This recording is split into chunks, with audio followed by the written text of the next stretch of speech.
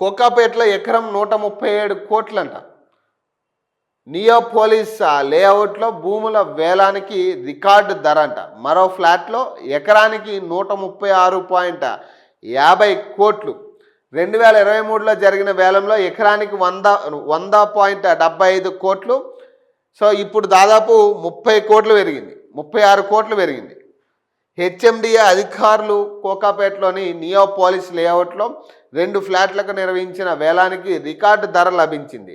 ఒక్క ఫ్లాట్లో ఎకరం 137.25 కోట్లు పలకగా మరో ఫ్లాట్ ఎకరానికి 136.50 కోట్లు పలికింది. దీంతో అధికారులు ఊహించినట్టుగానే ఈసారి భూముల వేలంలో ప్రభుత్వానికి భారీగా ఆదాయం సమకూరింది. హెచ్ఎండిఏ అధికారులు హైదరాబాద్లోని కోకాపేట అలాగే మూసాపేట తదితర ప్రాంతాల్లో 42 ఎకరాల భూములను ఈ వేలంలో అమ్మకానికి పెట్టారంట. సోమవారం కోకాపేట నియోపోలిస్ లేఅవుట్లోని ఫ్లాట్ నెంబర్ 17 4.59 ఎకరాలు, అలాగే ఫ్లాట్ నెంబర్ 18 5.31 ఎకరాలు భూములకు వేలం జరిగింది. ఫ్లాట్ నెంబర్ 17లో ఎకరానికి 136.50 కోట్లు, అలాగే 18లో ఎకరానికి 137.25 కోట్లు వచ్చాయి. 2023లో జరిగిన వేలంలో సగటు ధర ఎకరానికి 73 కోట్లు పలుకగా ఈసారి 87% పెరిగిందని అధికారులు తెలిపారు.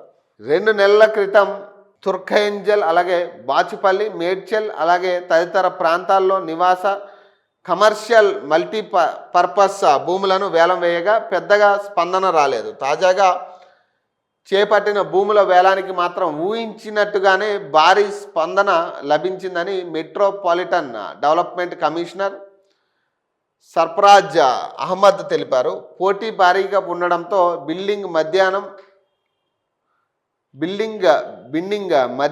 4 గంటలకు మించి కొనసాగిందని, ఫ్లాట్ నెంబర్ 18ని మొదటగా ఎంఎస్ఎన్ అర్బన్ వెంచర్స్ ఎల్ఎల్పి సొంతం చేసుకుందని, అలాగే వెంటనే Vajra housing project LLP flat number 18ను దక్కించుకుంది. ఈ 2 పార్సిల్స్ వేలాల ద్వారా ప్రభుత్వానికి మొత్తం 1356 కోట్ల రెవెన్యూ లభించిందని కమిషనర్ వివరించారంట. ఇప్పుడు ఎంత వచ్చినా ఏం సరిపోతుంది, ఏడో జోడ పెడతారు మీరు.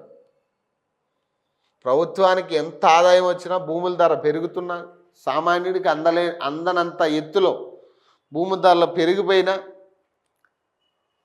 ఒకవేళ మీరు ప్రభుత్వ భూములను అమ్ముకుని వేలం వేసి ఇంత పైసలు వచ్చినా ఆ రూపాయి కనపడదు, ఏమైందో కూడా తెలియదు, ఎవరి అకౌంట్లోకి పైసలు వెళ్తున్నాయో కూడా తెలియదు.